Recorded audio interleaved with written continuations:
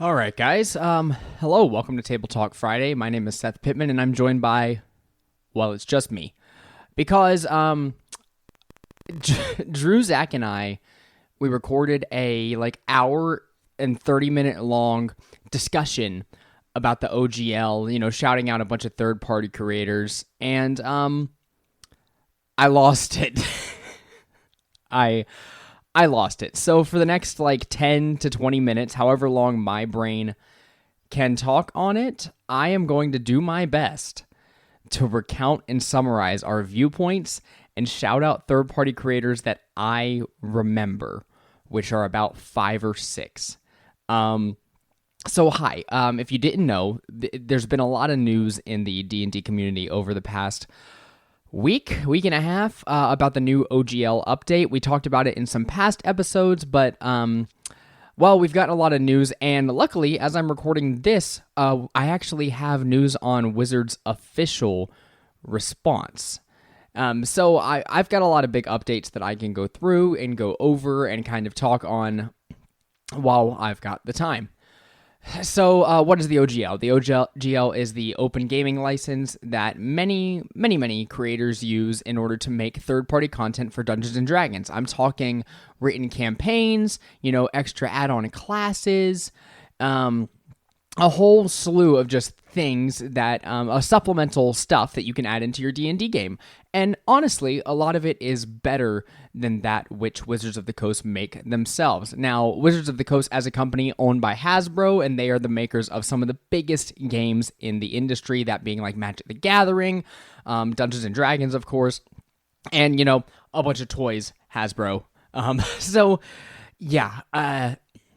They're a big corporation. Now, I do believe that the ex-Wizards of the Coast CEO is now the CEO of Hasbro, so it's not like this is a big corporation move by someone who doesn't understand the games industry. Now, what move am I talking about? Basically, under the OGL, everything's basically just been free. You can make whatever you want, you can release whatever you want, and that's all awesome and okay, and it's honestly, it's what made D&D grow to the size that it is, now. Well, it was leaked that a document called the OGL 1.1 would be taking away a lot of those rights, as in, royalties would be owed by companies that make over $750,000, as well as any person who makes content. It's basically owned by Wizards. They can then, take published content and republish it and be like, hey, look, we're selling this and we don't owe anything to the original creator. So, if I wrote my own, 200-something page campaign and then released it on DM's Guild for free, then Wizards could download that and be like, ooh, this is under the OGL. Let's just take it and sell it because everybody loves this thing. And they wouldn't owe me any money. Kind of not cool. I've been very up in arms and angry about this over the past few weeks. And I do have to say, after their official response, I read this as a corporation that is doing their best to save face. I don't read it as them being genuine with their fans, which really sucks. I am super passionate and I love the hell out of D&D.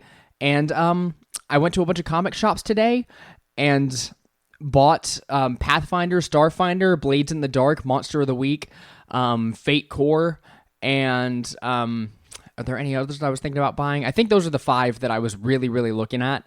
And I'm going to be reading through these other systems, finding if one works better for me, and seeing what I can do about getting some players to play them.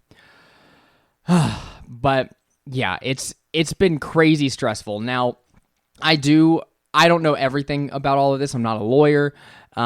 So if you need more information, please go online, go on YouTube and look it up. Go on Twitter and see what people are saying about it right now. Because as far as I'm concerned right now, I think that reputation has definitely been tarnished heavily. With the OGL, the whole situation, as I'm seeing it at the moment, I don't think there's a whole lot of coming back from it, as far as I do think that the community will be split. It'll be like, hey, this is really good for third-party creators and people who are making their own systems and games. But as far as what D&D is doing, I also don't think it's going to run them into the ground. I think it's just really, really going to hurt people like us who are passionate about it. And specifically, like myself, I have been DMing 5e campaigns for 5-6 years now, and I've never even thought like, oh yeah, I need another system. And I know there's a whole wide world of tabletop RPGs out there. It's just I really liked this one, you know? And now I'm going to start shopping around and seeing what I'm interested in because, yeah, it's not cool to feel like your entire hobby and life can be uprooted at a moment's notice. You know, we could be doing this podcast and they could try to take legal action because we talk about it. I mean, I know that wouldn't actually like, you know, stand in court or go through, but the fact that a billion-dollar corporation is just trying to, you know, nickel and dime their fans instead of just making stuff that they're passionate about really sits wrong with me, especially the fact that, like, yeah, I put a lot of work into running my games. The entirety of, like, my Descent into Nessus stuff that I'm doing right now is not official license. I use characters from 5e, but I can get characters anywhere. I can write my own characters. What's really big is, like, I'm making all this stuff third party. If I was doing it as like a live play and with the OGL 1.1 rules and they wanted to charge me royalties for doing a live play and including their stuff, they could try and do that. So yeah, it doesn't sit well with me. And basically, when I don't want to just talk about me, the three of us discussed for about an hour and a half the other day. And again, I'm so sorry I lost the file. It's been really stressful. And good old gamer, our producer Eric, I promise you, this week I got you a post show, and it's just gonna be me. But yeah, so over on Patreon.com/TableTalkFriday, you can find our sick post show that I'm gonna do after this. Anyways, so Drew's opinion was the first one that we went over in the discussion, and he was very, very disappointed. He had not heard all of the news until before we started the podcast, and the way he had it, he was like, "Look, just don't be shitty and care about your fans." That was Drew's big point, was like, why did you start doing this? Because you're just tarnishing your reputation. You're not really bringing anything new to the table.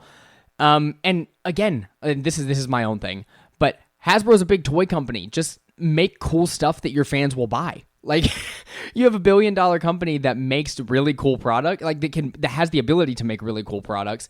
Just make cool stuff and I'll buy it.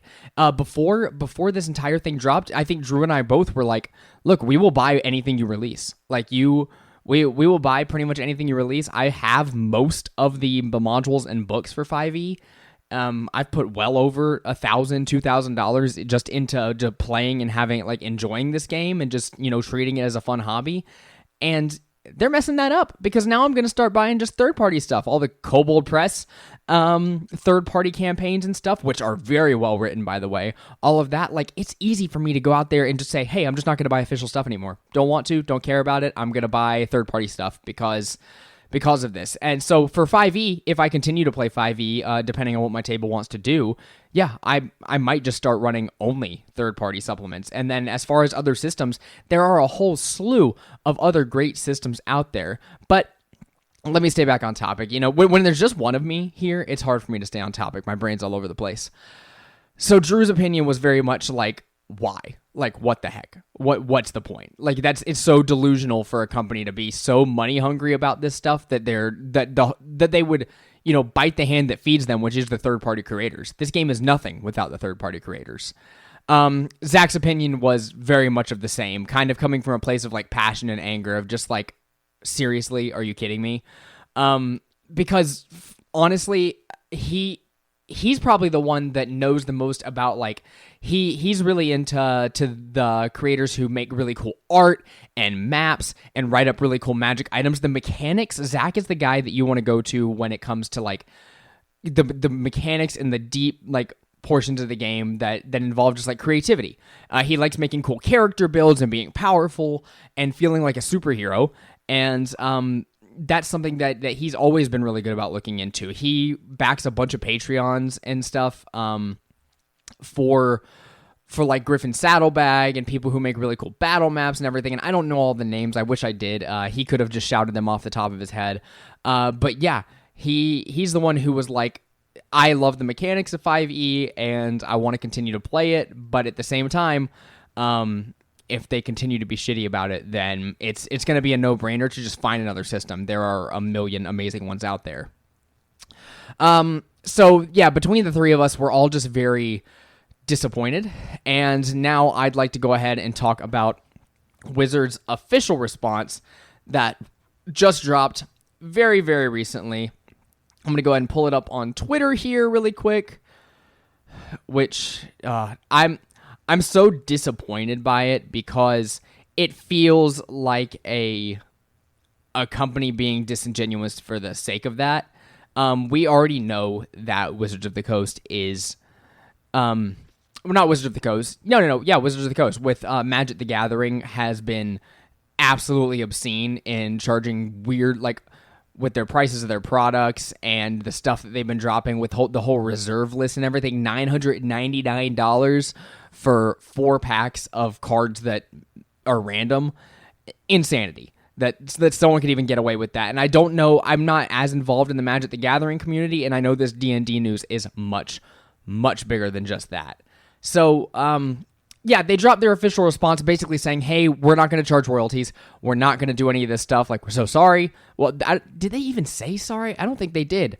But, oh, yeah, they were like, we're sorry that you're upset or something like that, which, that's the most toxic X thing I could possibly hear. But let's see, going into my favorite part of the response. It's absolutely insane. So let's see. I got to go into my photos because I screenshotted this thing.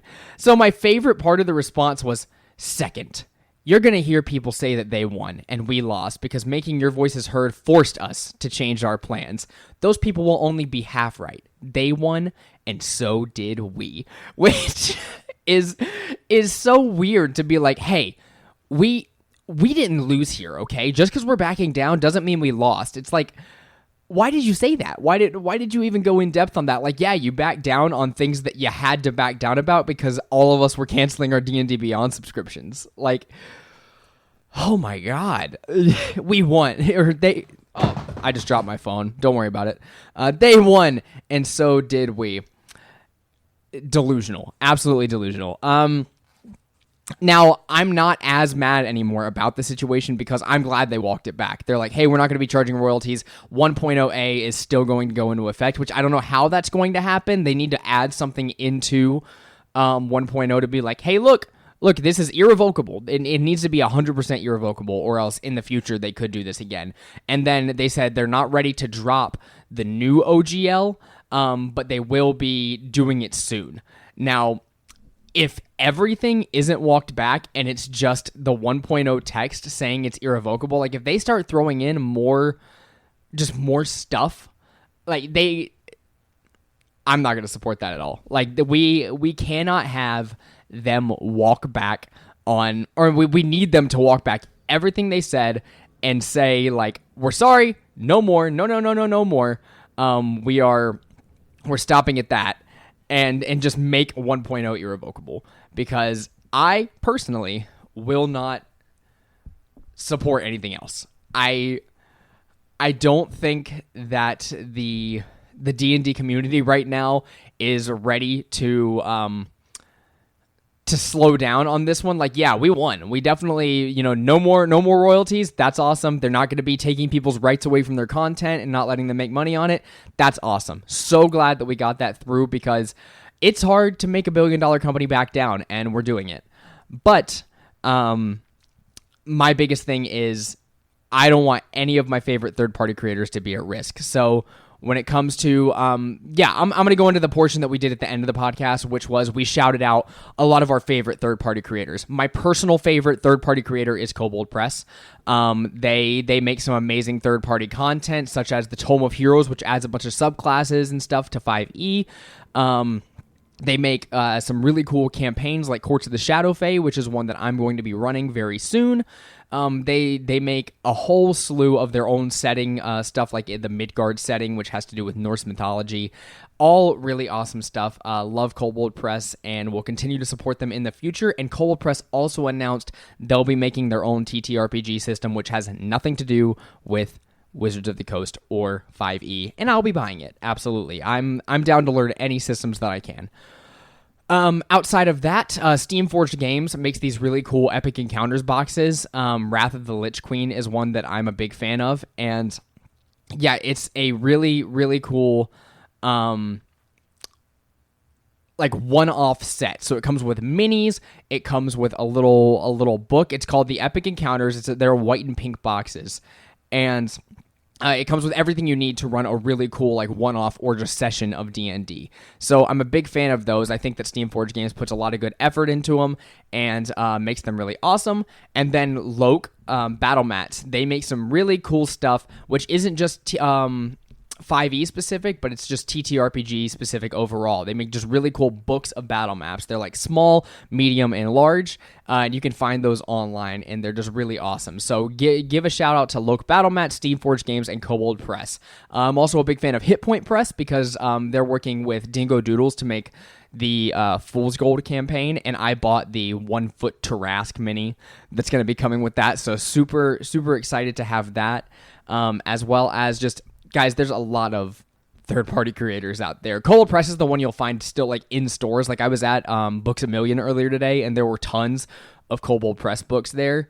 But there are like go on DMs Guild, go on Twitter, like find all of these really cool creators. And if you're looking for like a specific campaign that you want to run, like buy it, check it out, and support third-party creators. And I'm even gonna say it, like don't buy 5 ebooks right now. You can get a player's handbook online for cheap, or allegedly find a PDF. And if you really, really, really have to play 5e, find a way to do it without paying the company until... I don't know what the until is. I don't know where the end of this is, or even if there is one, because I'll be honest, yeah, they've kind of ruined their trust from me. I'm still going to be playing 5e because I'm running a campaign that we still have like 20 sessions to do in it, and I can't see the storylines that we're working on stopping. Like I had like a couple years worth of storyline ready to go for 5e going into 1D&D. But at this point, I don't know if switching over to 1D&D is what I want to do. I need to read through some of these other systems and see if there's something that will make narrative sense for me to continue in. And if not, I mean, I'm going to be making a lot of changes in life here in the future, so why not switch over my system as well? So yeah, the OGL situation is still pretty wild. There's a lot going on, a lot of like minutia and stuff that I'm not too keen on, and I'm just waiting to hear more. I know I did a poor job explaining everything in depth, but I promise in our hour and a half discussion we did, it was so much better, so clean, so crisp. The three of us, our sweet, sultry voices, and we were even funny in it. Okay, I didn't really make many jokes this time, so this was me kind of just recounting what's been going on in the OGL situation, Table Talk Friday's stance on it. I know we're called a D&D podcast, and maybe in the future we won't be, because we're a tabletop gaming podcast, and I would like to support as many creators in the community as possible and continue to build up trust with not only us, but the entire tabletop community, because we're here to make it grow and share it with other people. We are not here to support capitalistic practices and steal money from fans. That is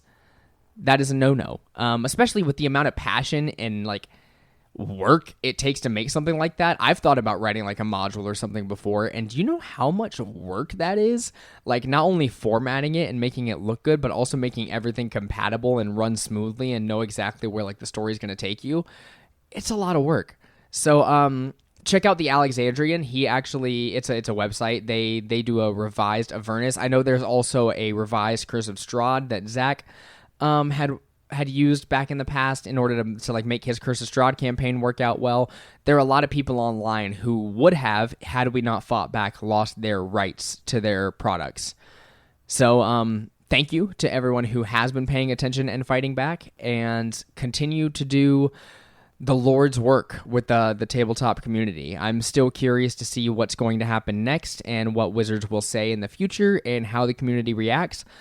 But for now, thank you for listening to Table Talk Friday. This has been Seth Pittman, trying to do my best to cover for the other two, and only doing about 20 minutes worth of content because it's only me. You can find us on patreon.com/tabletalkfriday, where we actually put out post shows, extra content, more episodes and stuff. And you get a lot of stuff early as well over there. So please check us out on patreon.com/tabletalkfriday if you listen to the show every week and want to like it and support it. Other than that, you can find us on YouTube at Table Talk Friday, Instagram at Table Talk Friday, Twitter at Table Talk Friday, and TikTok at Table Talk Friday. We haven't posted a lot of clips and stuff over the past few months because life is busy and crazy, but hopefully we'll be able to get some good content out on there soon. Again, thank you, Good Old Gamer, for being our producer, Eric. And with that, the disappointed Seth is going to take us out. Goodbye.